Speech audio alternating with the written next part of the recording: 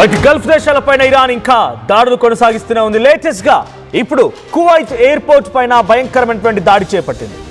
Kuwait airport లో ఉన్నటువంటి oil tanker ని ఢీకొట్టింది ఇరాన్ డ్రోన్ ఒకటి. సో దీంతో భారీ ఎత్తున మంటలు ఎగిసిపడ్డాయి. కువైట్ ప్రాంతం మొత్తం కూడా, ఆ ఎయిర్పోర్ట్ ప్రాంతం అంతా కూడా మంటల్లో చిక్కుంది.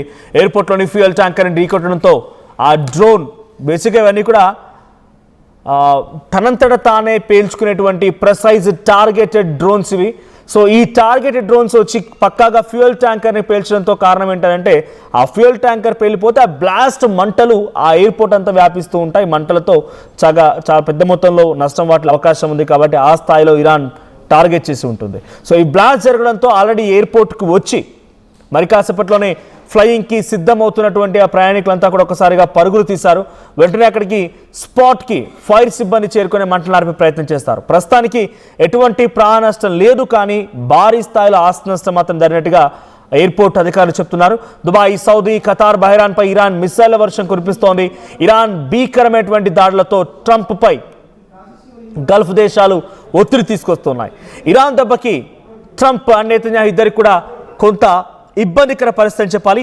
సోఫార్ ఒకసారి ఇజ్రాయెల్ ఉన్నటువంటి బెన్ గురియన్ ఎయిర్పోర్ట్, ఇది రీసెంట్ డేస్లో వార్ నేపథ్యంలో దెబ్బతిన్నటువంటి ఎయిర్పోర్ట్. అక్కడ ప్రైవేట్ జెట్స్ పూర్తిగా ధ్వంసమైపోయాయి. 9 ప్రైవేట్ జెట్స్ నష్టమయ్యాయి.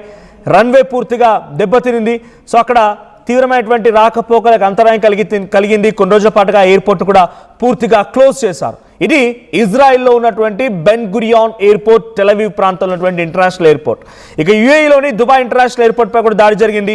ఏవియేషన్ ఫ్లైట్స్ మొత్తం కూడా దెబ్బతిన్నాయి.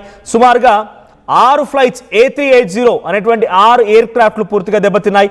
దాన్ని కూడా టెంపరీ క్లోజ్ చేశారు. గ్లోబల్ లెవెల్లో ఇది సేవలు అందిస్తున్నటువంటి ఇంటర్నేషనల్ ఎయిర్పోర్ట్ ఒకసారిగా ఈ దెబ్బతో అతలాకుతలం అయిపోయింది. ఇక ఇరాన్లో ఉన్నటువంటి Shiraz, Tabriz, Bushehr and other IRGC bases పైన కూడా దాడి చేసింది అమెరికా అండ్ ఇజ్రాయెల్. వీటితో పాటుగా పలు కీలకమైనటువంటి ఎయిర్పోర్ట్లను కూడా ధ్వంసం చేసింది. Fighter jets destroyed on ground, transport aircraft destroyed, hangars, runway hits. So రన్వేలు పూర్తిగా క్లోజ్ అయిపోయాయి. హ్యాంగ్ చేసి ఉన్నటువంటి విమానాలు దెబ్బతిన్నాయి. ఫైటర్ జెట్స్ కుప్పకూలిపోయాయి. ట్రాన్స్పోర్ట్ ఎయిర్ క్రాఫ్ట్లు మొత్తం కూడా నాశనం అయిపోయాయి. ఇది ఇరాన్లో జరిగిన నష్టం. అంటే ఏ స్థాయిలో ఎయిర్పోర్ట్లు ధ్వంసమవుతున్నాయి, వార్లో ఏ స్థాయిలో నష్టపోతున్నాయి అనేది మీకు చెప్పే ప్రయత్నం చేస్తున్నాను. దీంతో పాటుగా గల్ఫ్ కంట్రీస్లో ఉన్నటువంటి ఇప్పుడు కువైట్లోని international airport, Bahrain airport, Saudi Arabia, Abu Dhabi ఈ ప్రాంతాల్లోని ఎయిర్పోర్ట్లు కూడా పూర్తిగా ధ్వంసమవుతూ ఉన్నాయి. సో ఏవియేషన్ ఇంపాక్ట్ తలెత్తోంది. దుబాయ్, టెల్ అవీవ్ ఈ ప్రాంతాల్లో కూడా చాలా పెద్ద మొత్తంలో నష్టం వాటిల్లింది. ఇప్పుడు మీరు చూస్తున్న విజువల్స్ ఇవన్నీ కూడా కువైట్ ఎయిర్పోర్ట్లోని విజువల్స్. ఒక ఆయిల్ ట్యాంకర్ డైరెక్ట్గా టార్గెట్ చేసి డ్రోన్ అటాక్ చేయడంతో ఇరాన్ ఆయిల్ ట్యాంకర్లో భారీగా మంటలు ఎగిసిపడ్డాయి. ఒకసారి కువైట్ ఎయిర్పోర్ట్ ఎటువంటి ఉద్రిక్తత పరిస్థితులు నెలకొంది, ఆ దాడికి సంబంధించిన విజువల్ చూద్దాం.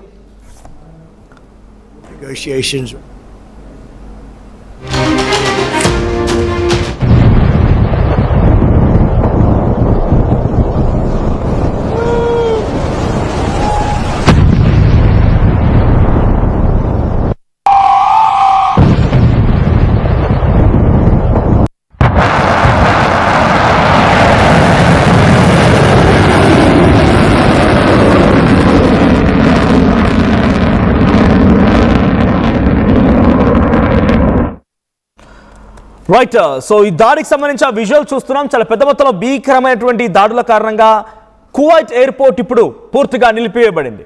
అక్కడి నుంచి రాకపోకల అంతరాయం కలుగుతోంది. సుమారుగా అక్కడికి వచ్చినటువంటి కొన్ని వేలాది మంది జనం మొత్తం కూడా ఇప్పుడు ప్రయాణికులంతా కూడా తిరిగి ప్రయాణం అంటే మళ్ళీ వారు వెళ్లాల్సి వచ్చింది. సో కనెక్టింగ్ ఫ్లైట్స్ కూడా ఉంటాయి. అక్కడి నుంచి వెళ్లాల్సిన కనెక్టింగ్ ఫ్లైట్స్ కూడా ఇప్పుడు ఇబ్బంది తలెత్తోంది. కువైట్ ఇంటర్నేషనల్ ఎయిర్పోర్ట్ని ఇప్పుడు పూర్తిగా మూసివేసినట్టు తెలుస్తోంది. సో కువైట్ ఎయిర్పోర్ట్లో జరిగిన ఈ దాడికి ఇరాన్ క్లెయిమ్ చేస్తున్న మాట ఏంటంటే, IRGC చెప్తున్న మాట ఏంటంటే, మీరు అమెరికాకి సపోర్ట్ ఇవ్వడం ఆపేయండి. అమెరికా, ఇజ్రాయెల్కి మీరు సపోర్ట్ ఇస్తున్న రోజుల్లో ఈ రకంగా దాడి చేస్తూనే ఉంటా. మీరు అమెరికా, ఇజ్రాయెల్ దేశాలపైన ఒత్తిడి తీసుకురండి, యుద్ధాన్ని ఆపేయమని చెప్పండి, యుద్ధానికి ముగింపు పలకమనండి. వాళ్ళు కూడా అంతకంతకు శాస్త అనుభవించాల్సిందే. లేదు అనుకుంటే కనుక చాలా పెద్ద మొత్తంలో దాడి చేయాల్సి వస్తుంది అనేది వాళ్ళు చెప్తున్నమాట. సో ఇప్పటివరకు సుమారుగా $180 బిలియన్ ఖర్చు చేసింది అమెరికా కేవలం యుద్ధం కోసం. సుమారుగా ఇండియన్ కరెన్సీలో తీసుకుంటే కొన్ని లక్షల కోట్ల రూపాయలని ఖర్చు చేయాల్సి వచ్చింది. అటు ఇజ్రాయెల్ ఏమో సుమారుగా $30 బిలియన్ ఒక వారానికి $30 బిలియన్ నష్టపోతోంది ఒక వారానికి. అంటే సుమారుగా మన భారత కరెన్సీలో 75 కోట్ల రూపాయలు ఒక వారానికి, 75,000 కోట్లు సారీ. సో ఆ స్థాయిలో తీవ్రంగా నష్టపోతోంది.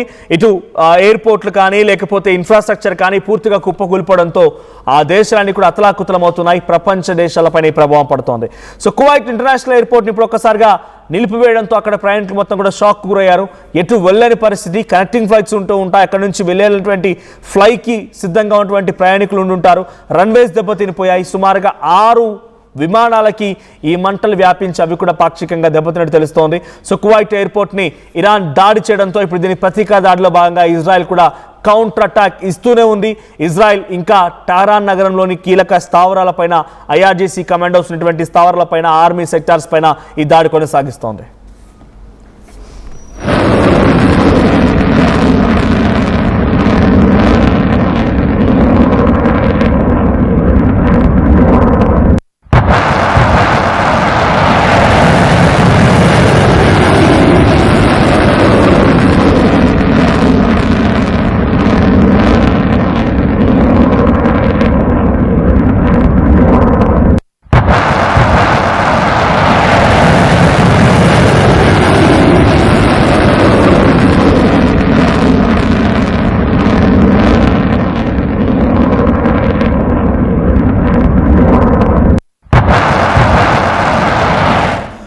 రైట్. సో ఇది కేవలం కువైట్ ఇంటర్నేషనల్ ఎయిర్పోర్ట్ పై దాడి చేసే సంఘటనకు సంబంధించి ఇజ్రాయెల్ కూడా రియాక్ట్ అయింది.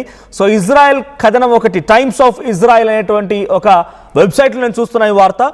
So drones targeted a fuel tank at Kuwait international airport causing a fire but no casualties. So ఇప్పుడు ఎటువంటి క్యాజువాలిటీస్ లేవు, బట్ ఆ కువైట్ ఇంటర్నేషనల్ ఎయిర్పోర్ట్ దగ్గర ఫ్యూయల్ ట్యాంకర్ ఢీ కొట్టడంతో భారీగా మంటలు ఎగిసిపడ్డాయి. పక్కన ఉన్నటువంటి మరొక 6 విమానాలకు కూడా ఈ మంటలు వ్యాపించి అవి కూడా పూర్తిగా ధ్వంసమైనట్టుగా టైమ్స్ ఆఫ్ ఇజ్రాయెల్ కథనంలో వచ్చినటువంటి ఒక వార్త చెప్తున్నా మీకు. At the same time emergency procedures were activated immediately. వెంటనే ఫైర్ సిబ్బంది అక్కడ చేరుకొని మంటలు ఆర్పే ప్రయత్నం చేశారు. కానీ ఆ లోపే జరగాల్సిన నష్టం జరిగిపోయింది.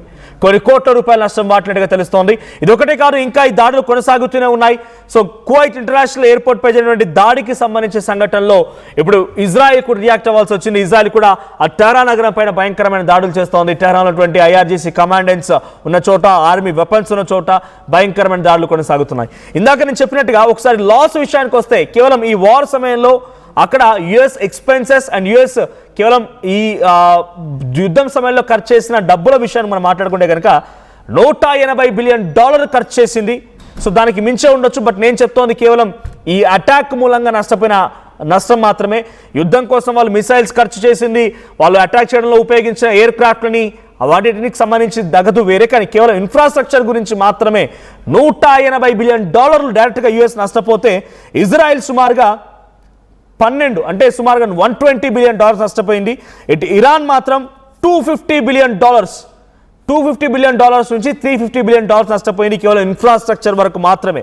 ఇంకా ఇది ఇంపాక్ట్ చూపిస్తోంది. ఇంకా ఈ దాడి కొనసాగితే ఇంకా యుద్ధం జరుగుతోంది కాబట్టి ఈ సంఖ్య మరింతగా రెట్టింపే అవకాశం ఉంది. మీరు నమ్మరు, మన భారత కరెన్సీ ఒక 1 రూపీ ఇరాన్ రియాల్స్లో ఎంత ధర పలుకుతుందో ఒకసారి చెక్ చేయండి, ఆశ్చర్యపోతారు. నేను చెప్పడం కాదు, మీరు చూసుకోవడం అవసరం గూగుల్లో. ఒక 1 rupee of Indian currency is equals to how many riyals of Iran currency అని ఒక్కసారి మీరు టైప్ చేయండి. ఏ స్థాయిలో దాని భయంకరమైనటువంటి ఒక వాతావరణం ఉందో, ఆ కరెన్సీ ఏ స్థాయిలో పడిపోయిందో మీకు అర్థమవుతుంది. సో ఇంకా ఈ దాడులు కొనసాగుతున్నాయి. కువైట్ ఇంటర్నేషనల్ పై జరిగినటువంటి దాడికి ప్రతీకారంగా ఇటు ఇజ్రాయెల్ కూడా ఇరాన్ పైన చాలా భయంకరమైన దాడులు చేస్తూనే ఉంది.